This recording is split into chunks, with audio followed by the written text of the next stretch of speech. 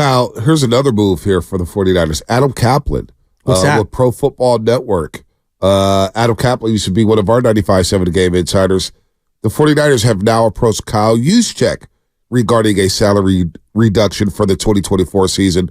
Both sides have not reached an agreement on the issue as of yet, so this situation is up in the air. Now they're trying to go to the table with Kyle Juszczyk.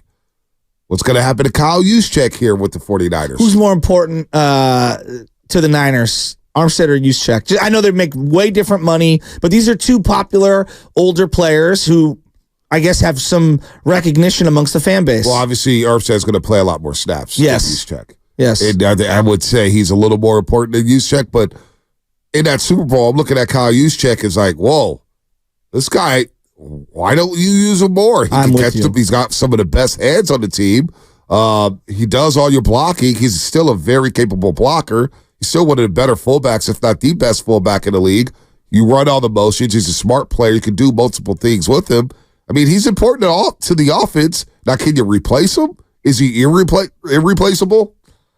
I don't think so, but man, that would be a big loss when you think about the locker room and the culture and who the leaders are in that locker room. So I would say Eric Armstead, to answer the question. Eric Armstead is probably more important. I would agree with you. And this is Jesse Naylor on Twitter.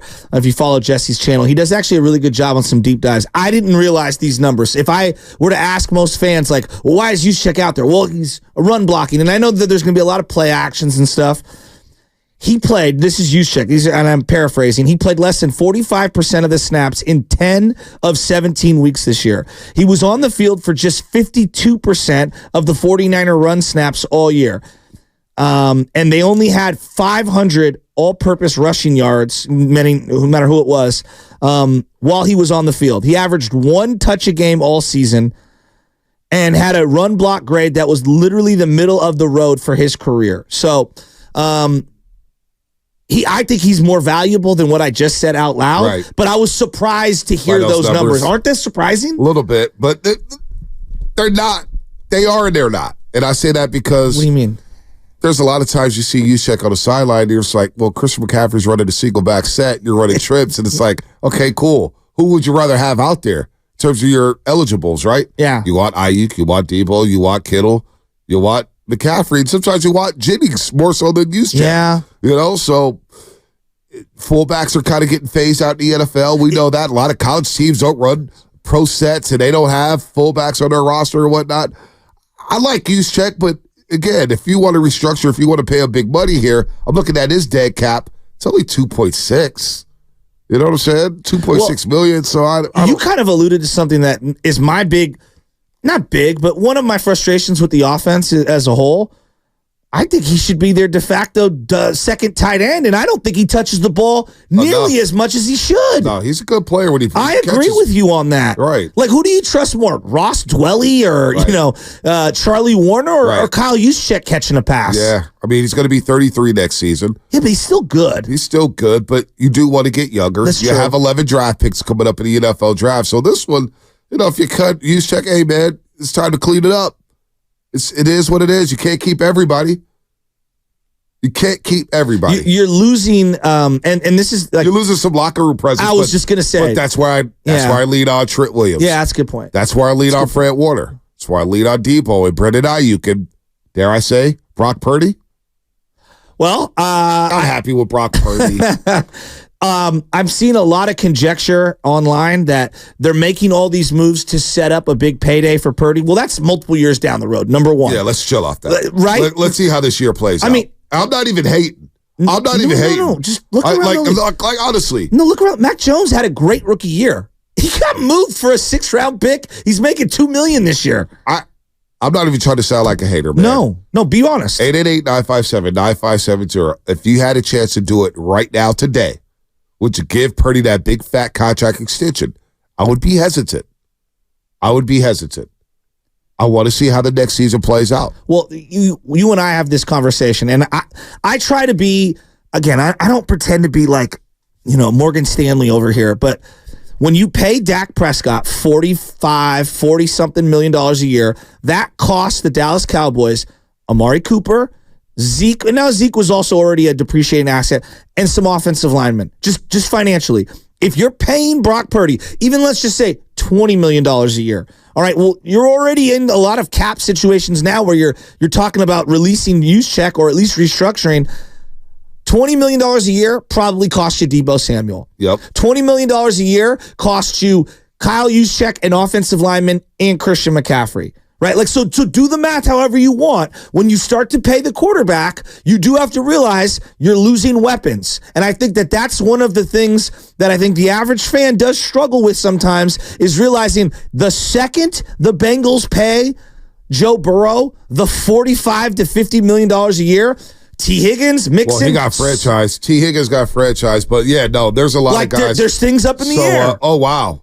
Breaking news. Speaking of T. Higgins, as you are listening to 95.7 The Game, KGMZ FM and AC1 San Francisco. Don't forget, you can also watch us every day on our YouTube and Twitch streams. Just log on and search 95.7 The Game. Be sure to like and subscribe to the channel while you are there. Brought to you by First NorCal Credit Union. Upgrade your savings dividend. Open a First NorCal First Class Money Market today. And shout out to the Comcast Business Text Line. Bengals franchise wide receiver T. Higgins has requested a trade from Cincinnati. Oh, my Higgins God. loves Cincinnati and hoped to be with the team long term, but is disappointed that the team has not had any talks about a long-term contract extension since March 2023. He's ready to move on to a new home. And we know Mike Brown, the owner of the Cincinnati Bengals, has notoriously been frugal.